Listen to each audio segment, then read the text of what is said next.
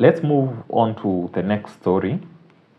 And the next story is about Natembeya and the Tawe movement that is creating in the western region.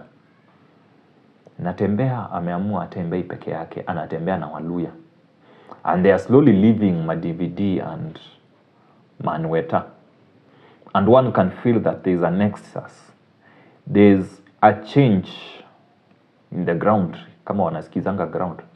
The ground is really shifting, especially in Luya land. I would like to see a time, I'm not so much into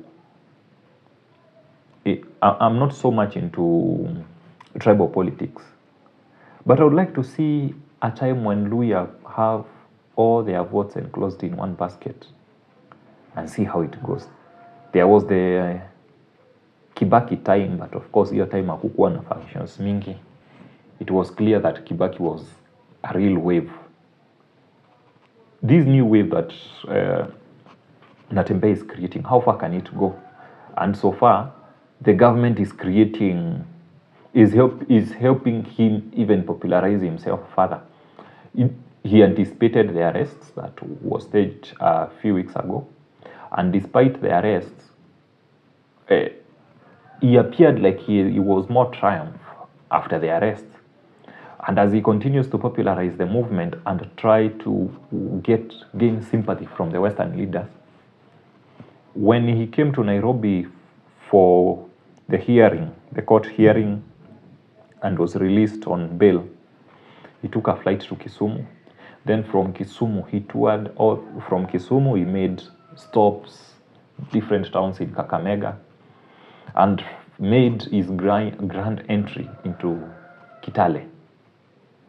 He's speaking to the people, and he's really attracting a lot of Luyas.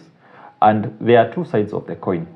For one, there are people who like Natembeya because he's questioning the status quo of the current political leadership of the Luya region, that is Madividi and Weta. Unajua inasemekananga hawa wawili wakishiba hawasumbuangi. He's questioning what are they really doing for the people. So a lot of Luyas feel that they resonate that, yes, these people are in power, but we don't see, in as much as they've been in power, how have they impacted our lives. Then there are other people who are angry with the government of the day. And these people who are angry with the government of the day, they will naturally tend to sympathize with anyone who is against the government. So as they sympathize with anyone who is against the government and they are in the Luya region, they will feel that Natembeya style of politics agrees well with them. And it's giving Natembeya some more mileage. I really hope to see how Natembeya is able to galvanize this political wave and support that he's creating to help us kick Kasongo out of State House come 2027. I really hope it would be a nice wave. The fact that he's under, who is this guy? I'm forgetting this guy. Wamalwa. He's under Wamalwa's party. I'm looking forward to seeing the impact that he can bring and the kind of votes that he can bring, because he looks like a proper mobilizer. He's someone who can speak to the people's hearts. It's not like Wamalwa does not. Wamalwa is an eloquent speaker, especially in the Queen's language.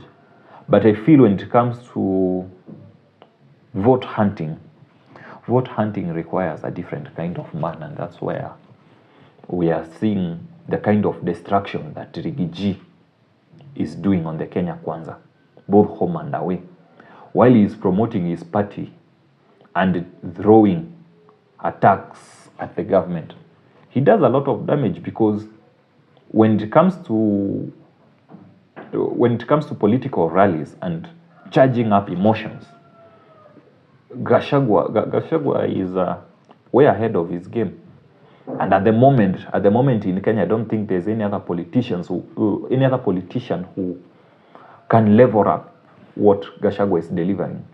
We've seen Raila in the past, we've seen Raila's energy in the past, we've seen Ruto in the past, we've seen Uhuru. But Gachagua is a different animal. Natembeya is also doing the same with the Luyas. We really hope to get these votes for us, and that they are going to help us make a better Kenya. is someone I'm really looking forward to seeing how he handles especially opposition politics, given the fact that alikuwa askari, so he understands the government from the inside.